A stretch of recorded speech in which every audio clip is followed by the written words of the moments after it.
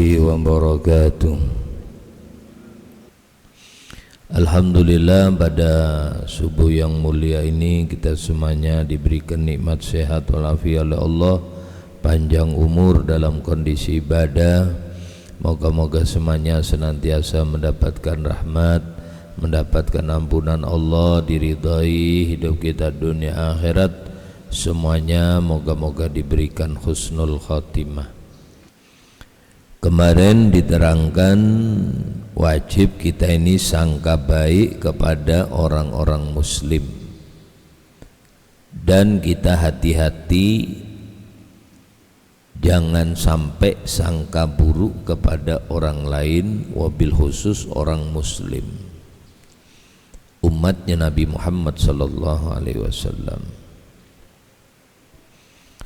Sebagaimana hadis Nabi, khaslatani, ada dua perkara, laisa fauqahuma, tidak ada di atas keduanya, syai'un minal khair, yaitu kebaikan, sesuatu yang lebih baik daripada dua perkara ini.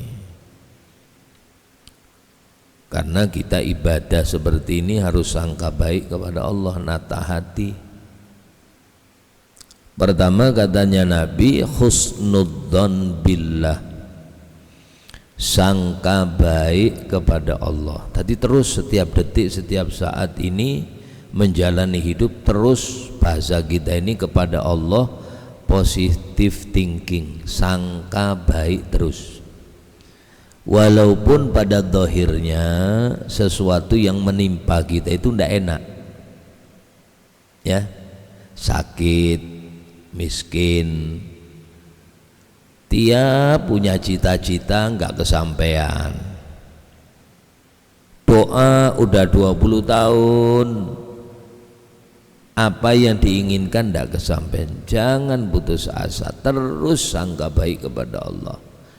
Di dalam keadaan seperti ini, di situ ada kebaikan Allah. Makanya di dalam surat Yusuf itu Allah jelaskan, sungguh di dalam cerita Nabi Yusuf alaihissalam la ayatin, ay ibrah, terdapat tanda-tanda kebesaran Allah. Nabi Yusuf itu minta, ketika Nabi Yusuf mimpi, dia sampaikan kepada ayahnya, qala ya abati, wahai ayah yang aku cintai, yang aku hormati. Nah ini anak sama orang tua, hormat, takdim, masih kecil. Berkahnya bakti sama orang tua mulia. Berkahnya bakti sama orang tua mulia. Ini cerita pertama surat Yusuf. Ya abati, wahai ayahku yang aku hormati, aku takdimi, aku muliakan. Ya, inni ra'aitu ahada asyara kaukaban wasyamsa wal qamara ra'aituhum li sajidin. Aku melihat 11 bintang, melihat matahari, melihat rembulan, mereka semuanya sujud kepada aku. Nabi Yakub ini orang yang diberikan oleh Allah kelebihan mengerti arti mimpi. Dia ngomong sama Nabi Yusuf masih kecil, ya bunayya. Nah ini, kalau kepingin sampean anaknya mulia, panggillah seperti panggilan Nabi Ibrahim kepada Nabi Ismail, kepada Nabi Ishak, Nabi Yakub kepada anaknya yaitu Yusuf. Nida utarhum, panggilan kasih sayang. Dalam bahasa Arab itu ada namanya nida biasa, ada nida utarhum, panggilan kasih sayang. Ya bunayya, wahai anakku yang aku cintai. Nah, manggilnya aja sudah cinta, Pak. Rahmah. Jadi hati orang tua ini menentukan anak. Ya, menentukan jalan hidup anak itu hati orang tua. Makanya sampai dikatakan Nabi al-jannah tahta aqdamil ummahat. Surga itu berada di bawah telapak kaki ibu. Karena ibu itu menentukan. Bukan bapak. Bapak itu biar maaf Nabi Nuh itu masuk ulul azmi, Pak. Ulul azmi. Nabi itu 124.000, dari itu ada 313 namanya Nabi dan Rasul.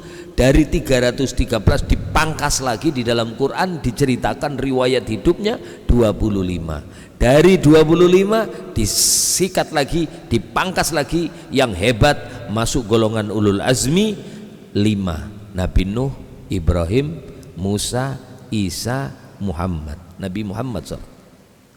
Nabi Nuh masuk ulul azmi. Bahasa kita ini kalau maaf, kalau dalam DPR itu kan ada 5 ketuanya ya, kalau ketua umumnya terus wakil ketua 4 nih, kursinya gede-gede kalau di DPR itu, di depan sendiri lagi.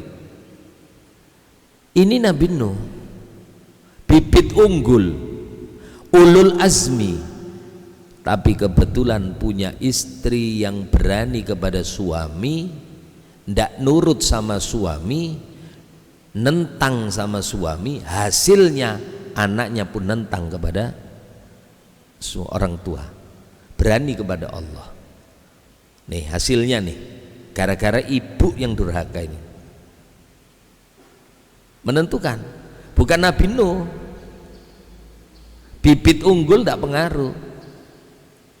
Memang yang bagus itu bibitnya unggul, kemudian bibitnya sawahnya. Makanya perempuan istri kita itu bagaikan sawah ladang.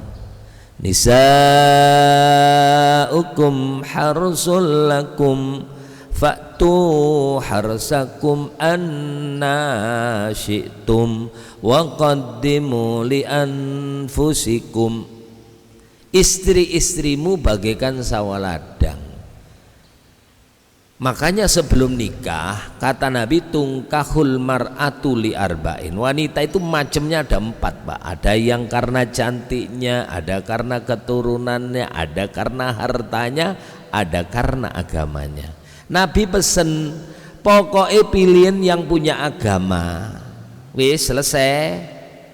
Biar cantik, kalau punya agama, cantiknya untuk kamu karena dia ngerti agama. Dia kaya tapi ngerti agama, kekayaan dia untuk kamu karena dia punya agama. Biar keturunan darahnya darah biru, kalau dia ngerti agama tetap dia tidak merendahkan kamu. Fadfar bidatiddin, pilih yang punya agama, taribat yadak, tanganmu tidak berlepotan dengan tanah, lumpur, tidak, artinya tanganmu ini bersih, tidak ada masalah. Biar istrimu cantik, mau keluar rumah dia tutup wajahnya, dia tutupin pakaiannya, kecantikannya telanjangnya untuk kamu aja. Dia mau telanjang kalau untuk kamu, kalau untuk orang lain tutup. Jadi cantiknya istri kita kalau dia punya agama untuk kita. Karena aurat wanita di depan suami telanjang pun tidak dosa.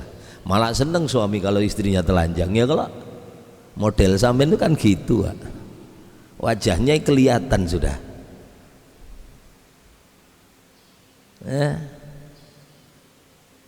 Kaya Siti Khadijah.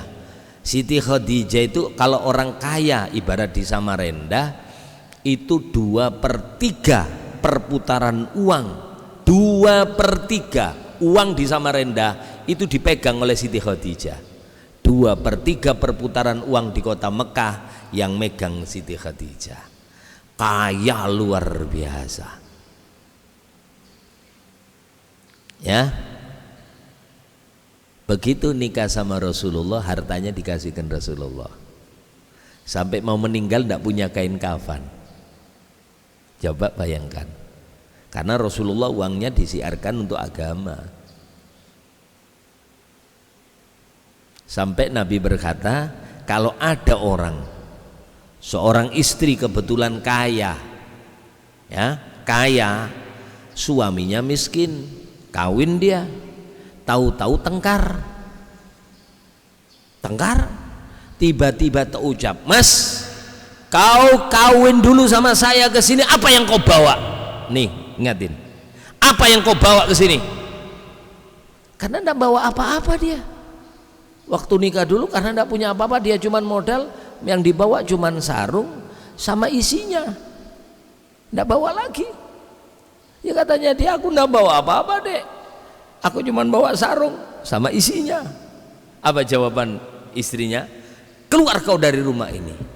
Ibadahnya dia walaupun semalam suntuk bertahun-tahun, la yaqbalullahu laha sorfan wala adlan. Sholat wajibnya, puasa wajibnya, haji wajibnya, baik wajib maupun sunnah, tidak diterima oleh Allah.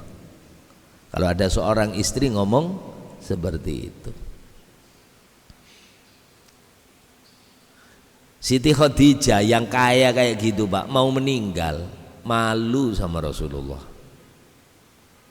ya, mau meninggal malu sama Nabi. Sakit, waktu Nabi datang beliau kuatkan tenaganya, padahal sakit ini. Suami datang tidak kelihatan loyo, ndak, cepet-cepet waktunya Rasulullah datang, dia semangat melayani suaminya. Sampai karena tidak mampu, sudah mau meninggal, tidak tahan badannya, dia ngomong sama putrinya, "Putriku, aku malu sama abahmu, mau minta sesuatu kepada abahmu.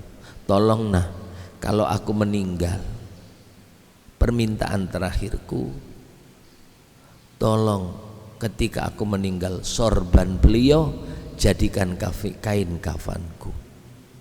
Minta sorban suami loh Pak, tidak mau. Minta melalui anak, "Kalau aku mati nak, tolong sorban abahmu, bilang sama abahmu untuk dijadikan kain kafanku." Coba istri kita Bang, lupa suaminya ngasih belanja, tembak langsung, "Mas, belum ngasih belanja ya pagi ini ya?"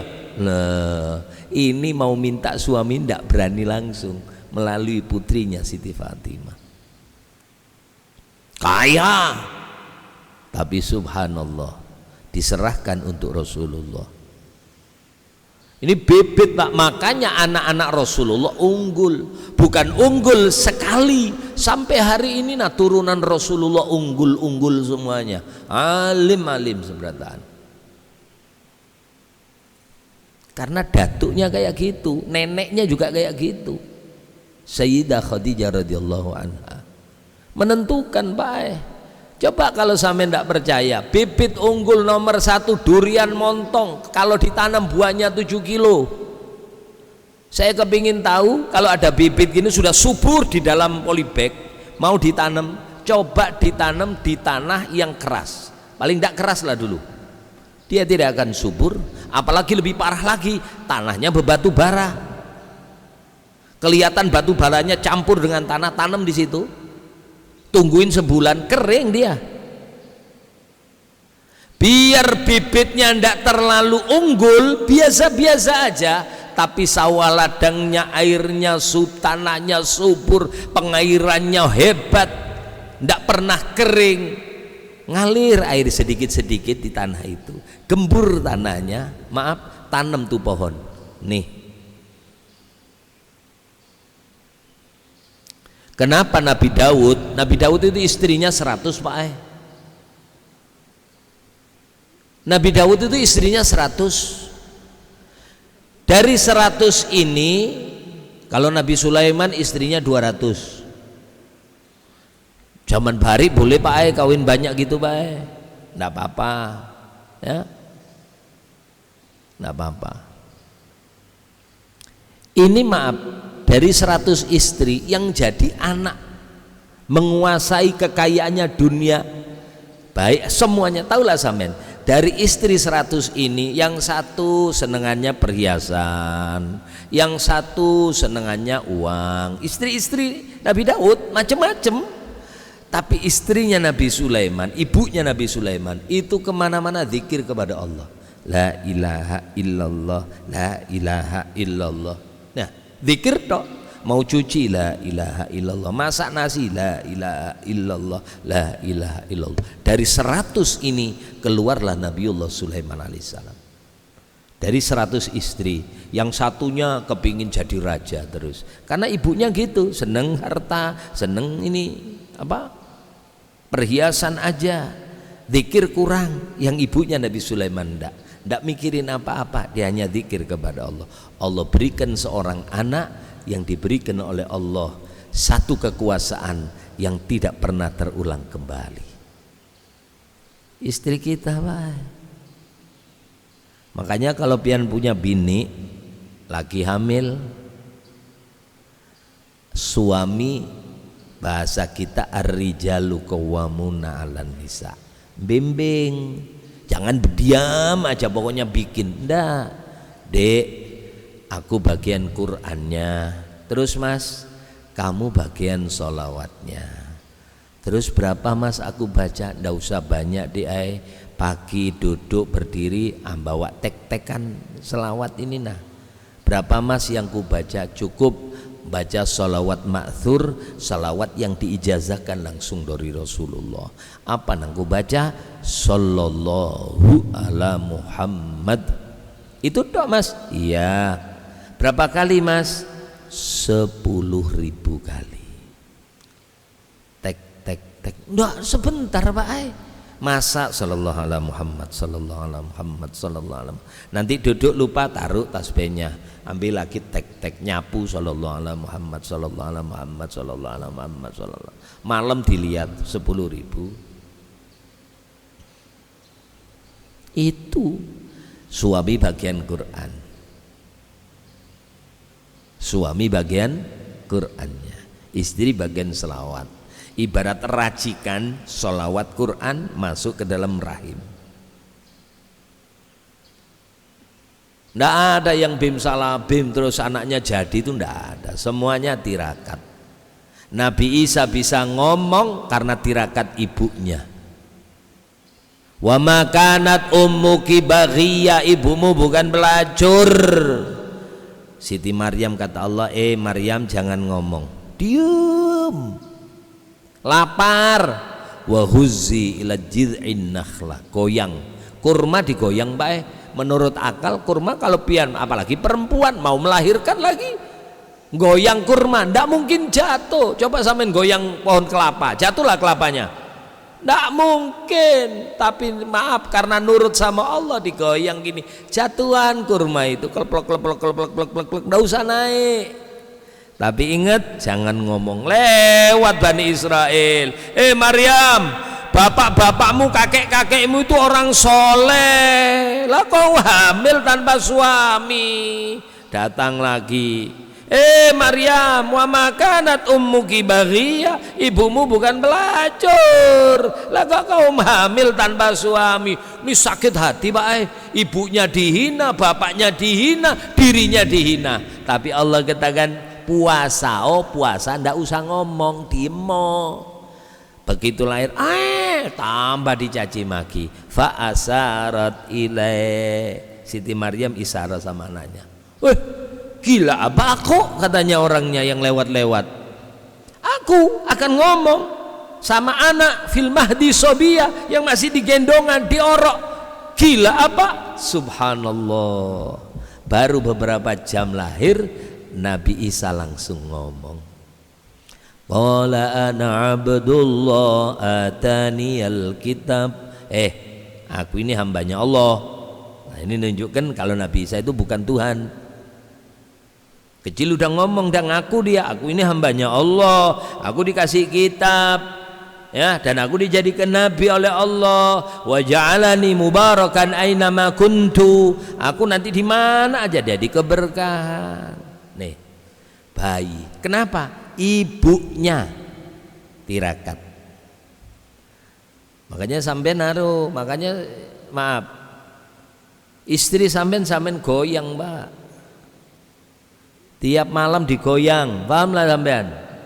Istri sampean tiap malam digoyang. Dibangunkan maksudnya Pak Dek, tahajud. Sampean bayangannya digoyang sono amen ini. digoyang kakinya. Dek, ayo tirakat dek, doakan anak kita. Nih, istri sampean yang sampean bangunkan, jangan sampean tok, karena doa sampean untuk anak kalah tajam dengan doanya istri sampean kepada anak sampean. Doa sampean itu kalah tajam dengan doa istri anak sampean kepada anak sampean. Kalau ibu sampean sudah gini, istri sampean, ya Allah muliakan anakku ya Allah, insya Allah mulia anak sampean. Kuncinya di ibu. Al jannah tahta aqdamil ummahat, surga di bawah telapak kaki ibu. Sampean juga gitu, surga sampean di telapak ibu sampean. Ya. Kembali lagi husnudzon billah, sangka baik terus kepada Allah. Nah, Nabi apa? Nabi Yusuf. Begitu cerita begitu, ya bunayya la taksus tu'riyaka ala ikhwatika fayakidu laka kaidana. Tolong nak ya nak Yusuf, jangan cerita-cerita. Nanti kamu direkayasa sama saudara-saudara kamu, kau bisa dibunuh nanti. Nih, Nabi Yakub itu sudah tahu mulai kecil, ternyata terjadi. Nabi Yusuf mau dibunuh, kata saudara yang saduna namanya Yahuda, wa qala ba'duhum, sebagian daripada saudaranya yang 11, jangan dibunuh, kita lempar aja. Wa alquhu fi ghayabatil jub, kita lempar di dalam sumur yang gelap. Bung, biar aja ya, nanti mereka diambil siapakah. Ternyata lihat sampean, Nabi Yusuf kasihannya mulai halus udah dilempar ke sumur. Nah enak kalau begitu sudah ketemu dijual lagi sama orang, dijual sana dijual sini, dijual, ya Allah kayak barang dagangan. Nabi Yusuf ikut sini, ndak enak. Begitu sudah enak, tahu-tahu di penjara. Ya kalau di penjara Nabi Yusuf beberapa tahun, sampai ada bermimpi lah dua orang ini, sampai keluar. Ternyata endingnya dari kesulitan yang diterima Nabi Yusuf, endingnya gara-gara itu dia dijadikan Allah seorang raja. Kalau ndak gitu Pak, dia ndak mungkin jadi raja.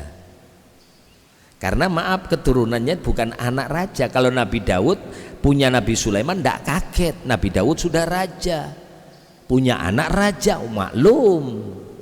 Endingnya dimuliakan oleh Allah. Susah.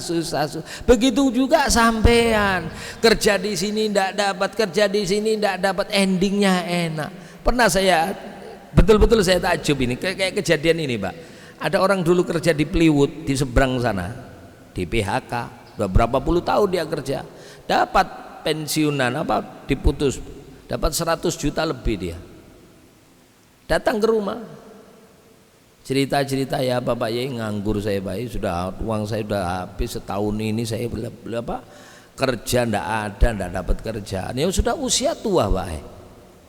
Uang buat makan sehari sama anak buat bayar ini uang 200 juta habis. Pulanglah dia ke Jogja, tinggal 22 juta uangnya. Pulang. Ternyata di Jogja ada pelatihan. Ada pelatihan bikin roti Pak. Pelatihan bikin roti. Duit 20 juta lebih ini dibelikan mesin untuk bikin roti.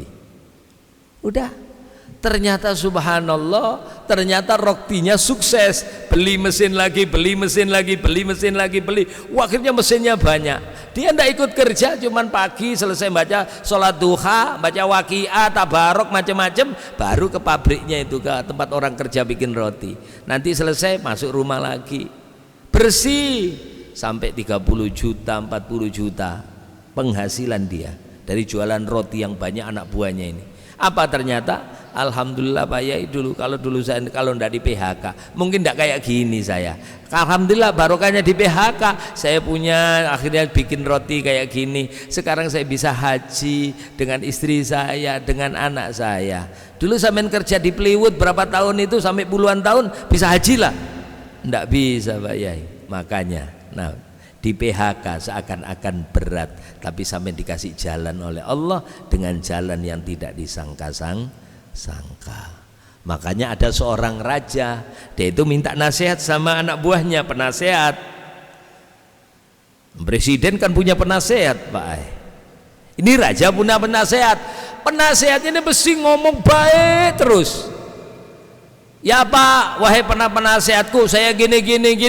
Alhamdulillah ala kulli khair, alhamdulillah fi kulli khair, alhamdulillahi fi kulli khair. Itu tok jawabannya. Semuanya dalam baik, semuanya keadaan atas kebaikan, dalam kebaikan. Terus tiba-tiba maaf diajak berburu. Wenak berburu gini Pak. Jempolnya digigit sama binatang buas. Cek, putus jempolnya. Marah dia. Ya apa ini lihatin tanganku, putus sudah satu jempolnya. Penasihatnya tetap ngomong alhamdulillahi ala kulli khair. Sampean masih dalam kebaikan. Mana ada kebaikan, jempol hilang gini. Wah, marah dia, dipenjara lah ini anak buahnya, penasihatnya ini. Dipenjara dia di dalam kerangkeng Mbak. Tapi dia sangka baik terus sama Allah. Di dalam penjara pasti aku dalam kebaikan. Aku di penjara dalam kondisi baik, bukan tidak baik. Aku ini dimasukkan penjara fi kulli khair. Dia tetap sangka baik sama Allah. Udah sembuh, raja berburu lagi. Ketangkep bukan nangkep hayawan, rajanya ketangkep suku kanibal. Suku kanibal yang suka makan daging manusia. Wah, diikat Pak, ambil unggun gitu Pak, dikelilingi, begitu mau dibunuh jempolnya ndak ada. Lah kata kepala sukunya, ndak cocok ini, ndak lengkap ini ndak sah katanya, ndak sah. Dilepas Pak rajanya. Alhamdulillah katanya raja, gara-gara puntung tanganku aku tidak dimakan mereka katanya. Bebas, jadi bebas. Yakin dengan kebaikan Allah, gara-gara puntung dia tidak dimakan. Kemudian dia tanya sama penasihatnya sekarang ke penjara, aku tadi gini, alhamdulillah aku tidak dimakan sama mereka. Apa? Aku ditangkap suku kanibal. Aku dibebaskan oleh Allah gara-gara tanganku buntung. Nah sekarang aku tanya sama kamu, apa kebaikan yang diberikan Allah kepada kamu? Ya alhamdulillah lah raja, gara-gara sampean menjarakan saya ndak ikut sampean. Coba kalau ikut sampean dibebaskan, yang dimakan siapa? Saya. Gara-gara saya di penjara saya ndak ikut, saya selamat, sampean selamat. Baru raja percaya. Subhanallah. Makanya sampean apapun yang terjadi pada diri sampean terus sangka baik kepada Allah. Sehatkah, sakitkah, keadaan ekonomi ginikah, sangka baik. Karena di dalam sangka baik itu, disitulah adalah kebaikan daripada Allah Subhanahu wa ta'ala.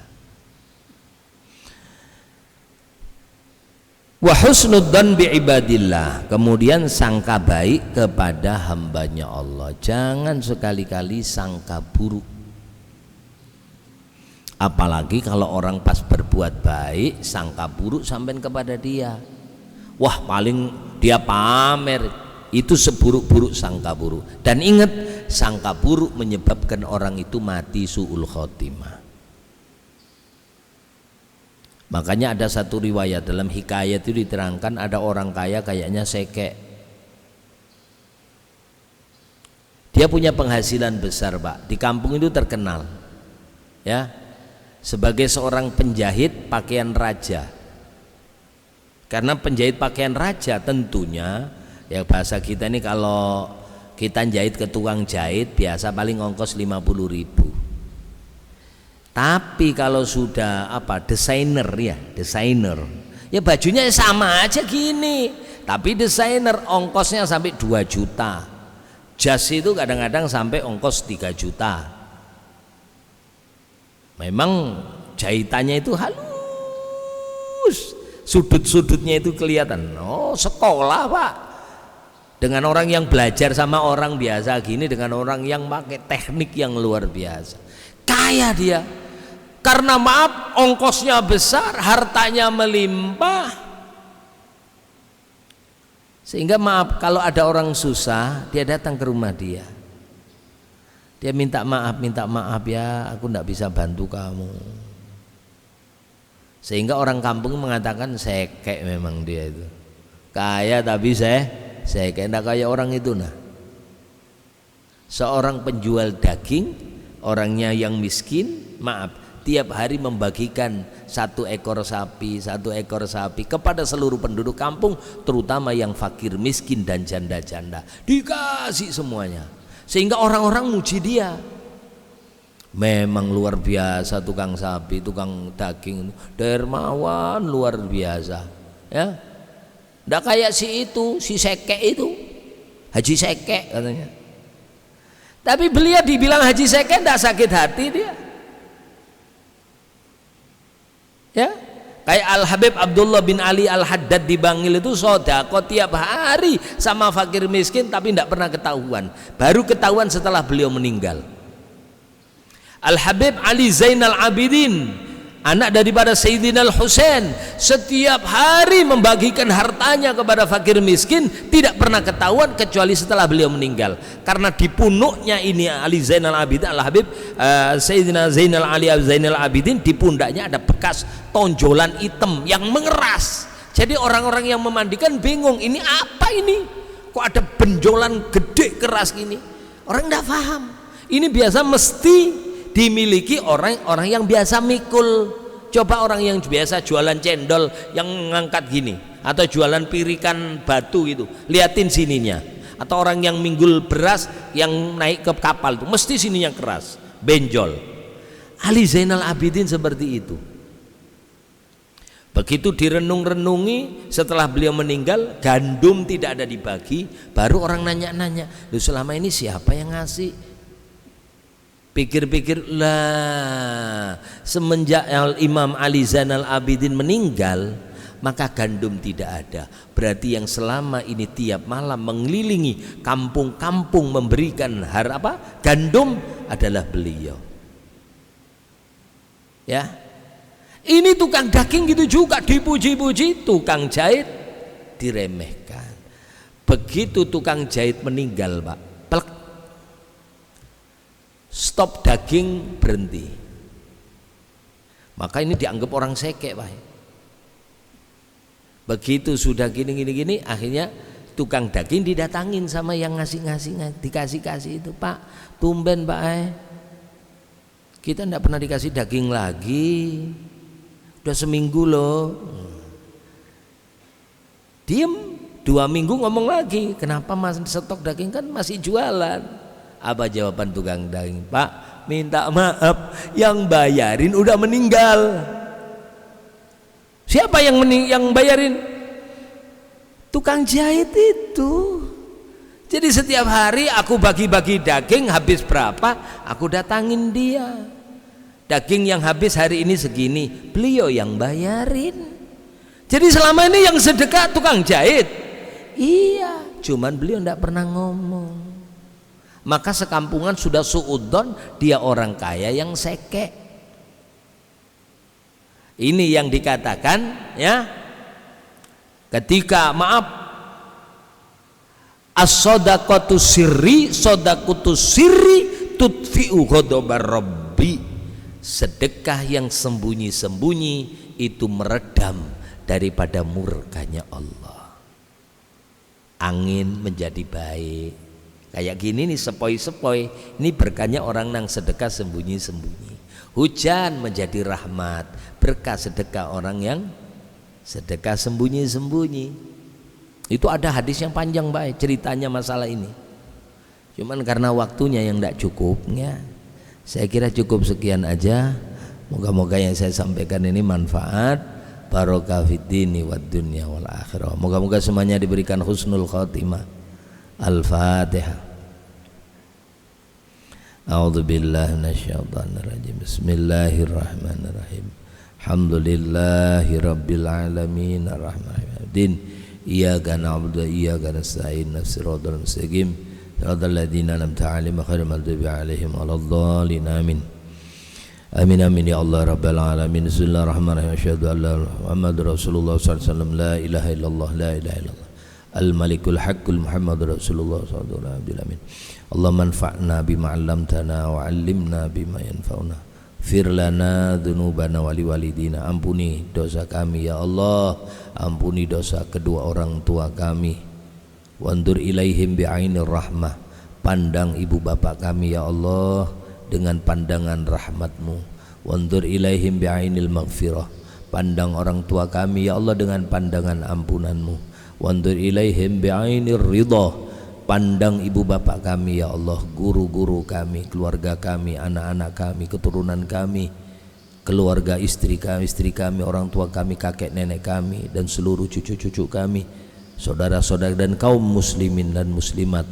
Pandang semuanya dengan ridhamu ya Allah, sehingga seluruh dosa-dosa kami semuanya Engkau ampuni, dan matikan kami semuanya dalam kondisi husnul khotimah, dan kumpulkan kami dengan Habibuna Muhammad, kumpulkan kami dengan Nabi Muhammad, kumpulkan kami dan mendapatkan syafaat, mendapatkan nadrah pandangan daripada Nabi Muhammad sallallahu alaihi wasallam.